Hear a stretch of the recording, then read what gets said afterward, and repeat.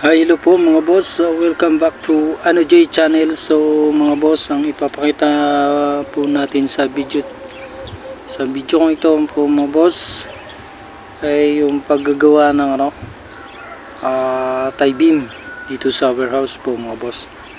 Saka yung yung ibabahagi natin yung nalalaman natin dito para makatulong tayo sa mga beginners po mga boss, saka yung hindi pa nakakapanood sa YouTube ng mga ganitong trabaho, pagko-construction sa sa warehouse ng pundasyon, paano talaga siya ginagawa. Ito papakita natin po mga boss Okay.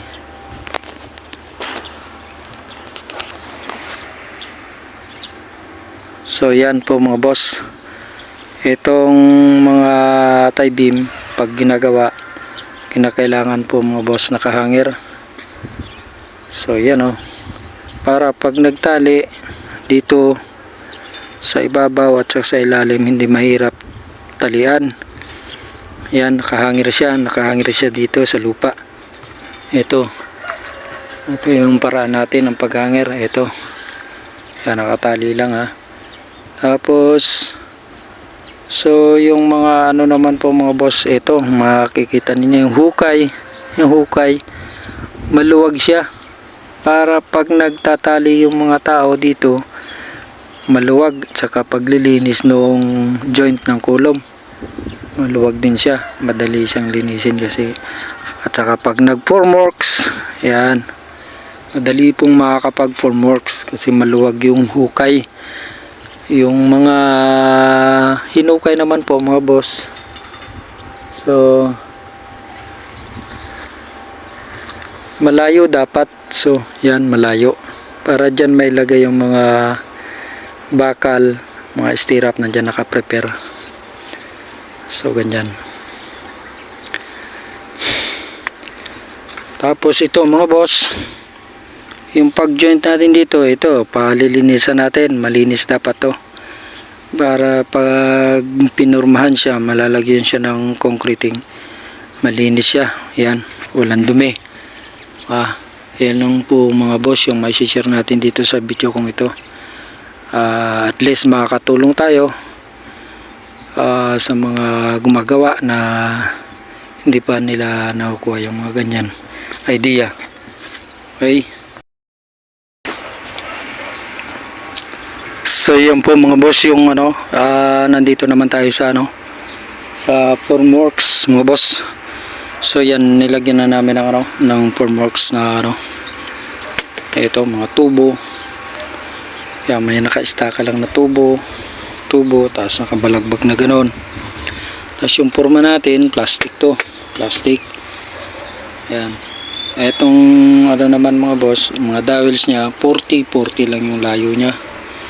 Yan, bawat span 6 meters siya, 6 meters. Tapos yung lang galing dun sa poste 40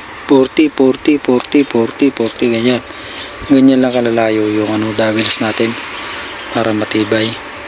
So yan yung poste naman may laki naman siya na 50 by 60, yung biga naman 45 yung lapad. So yan yan, ganyan lang po mga boss.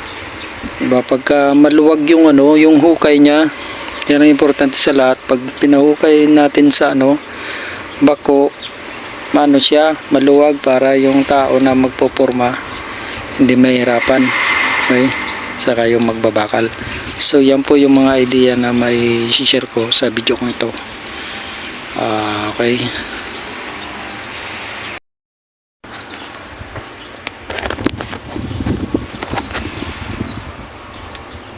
Mga boss, yung po mga boss ay dadagdag ko pong idea. Yung pagbabakal, kailangan yung mga bakal nakahanger para pag nagtatali sa ibabaw tsaka doon sa ilalim hindi mahirap, madali ka makapagtali.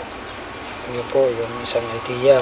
Saka yung po mga boss, yung kolom yung dugtungan doon, lilinisin ng maayos yun, lilinisin, brasin. tie beam, magjo-join dun sa tie beam, matibay. Okay, so yun po mga boss. Thank you.